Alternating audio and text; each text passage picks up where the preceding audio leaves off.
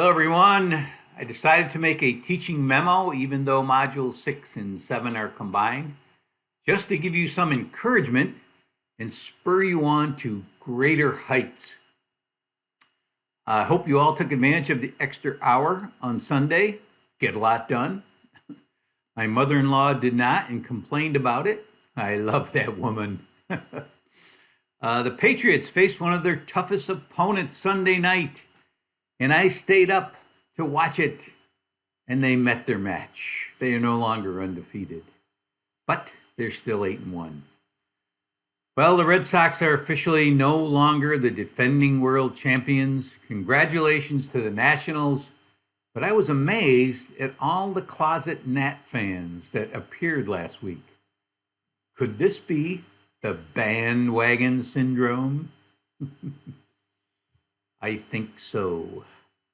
Okay, little housekeeping. The initial selected response test discussion board has officially ended, but like the learning target posting, I will leave it open so the weekend warriors can get feedback, and there were a few of you. I will continue to give my feedback throughout the week. I've worked really hard to try to give feedback to people right away so they can revise and upload their revised test. Unfortunately, due to the time it takes me to do that, takes me like 20, 25 minutes to give feedback on one test. So I really can't afford to do that twice. I will be way behind in grading and such and such. So I can only give it to you once, but your classmates will and can, and some of you are. So keep it up. For some of you, you need to watch my 2 select response test videos in Module 5 under the selected response test creation materials section. It tells you how to format the matching section, which many of you are struggling with, and how to format the test to do hanging indents, et cetera, and what requirements according to the rubric. So it would pay for some of you to watch that. It's pretty obvious when someone hasn't. Many of you struggled with writing reasoning questions, as I predicted you would do. Don't be too concerned, because as Wiggins stated in his article, Why We Should Stop Bashing State Tests, students are struggling to make inferences because most teachers do not know how to create questions that allow students to do this. Evaluating, inferring, generalizing, comparing, contrasting, and or summarizing is not something they see on their classroom tests. Maybe they will from you folks.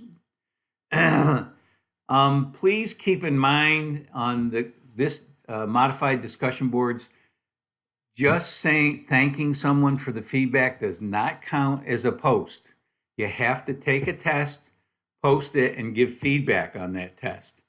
So keep that in mind so your heart isn't broken when you get a bad grade.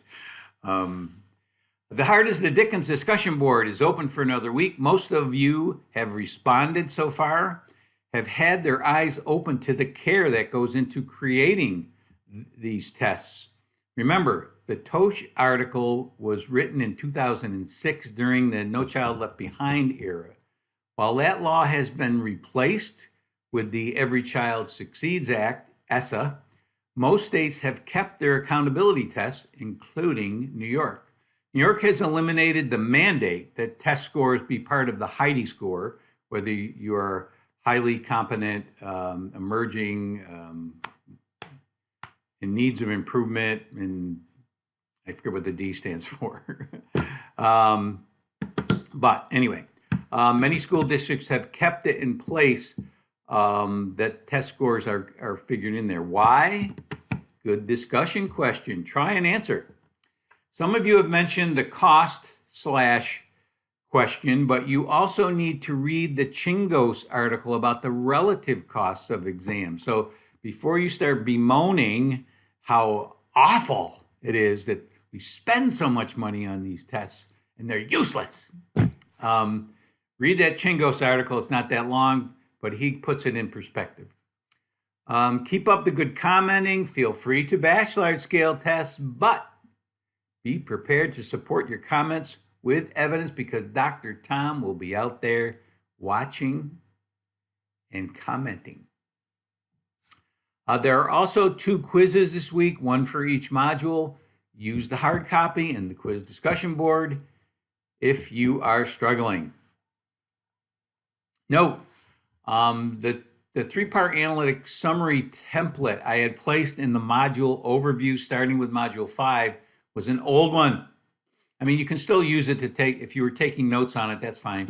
But the current template is now where it should be in those overviews with the anchor activity. So I updated that. It's not a big update, but this semester I'm having you do a chart or some kind of graphic to show your results. And I will probably have a template for you at some point the next week or two. So you can use it if you don't want to create your own. But I am anxious to see if those of you who can create a graphic organizer or a chart or a table that shows that really shows your target, shows target mastery. So here are your questions. You could have them in different colors, and the ones that got wrong could be red. The ones that got right could be just normal font, and it would stand out. So you could look at that chart and say, oh, LT4 is the one people struggled with, or this student struggled with. So, okay.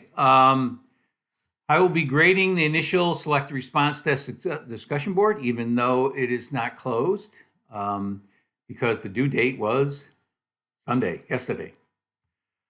So next steps in the test creation process. You'll notice in module 6 and 7, just above ancillary materials is another modified discussion board, which is where you will post your revised test.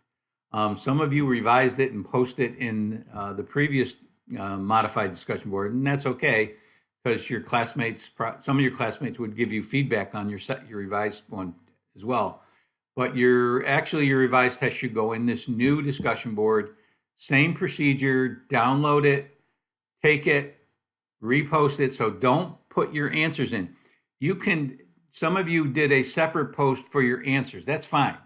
I would assume because there's no grades for taking these tests, people aren't going to look at the answers first.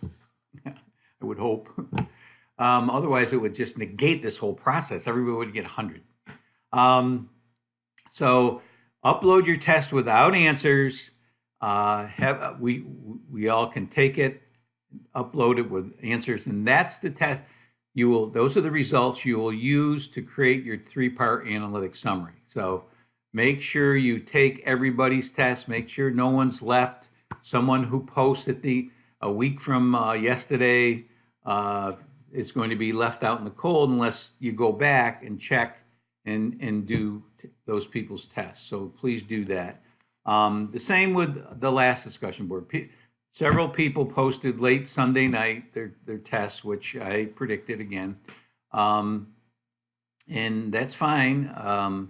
But you won't get you're taking a chance that you won't get feedback. And I'll give you feedback because I'm going back, and this week I'll be giving feedback, but your classmates might not. So this last one is for real, the one you're going to use for your 3-part analytic summary for the analyzing those results. So that's it. I will be back in a week. Enjoy.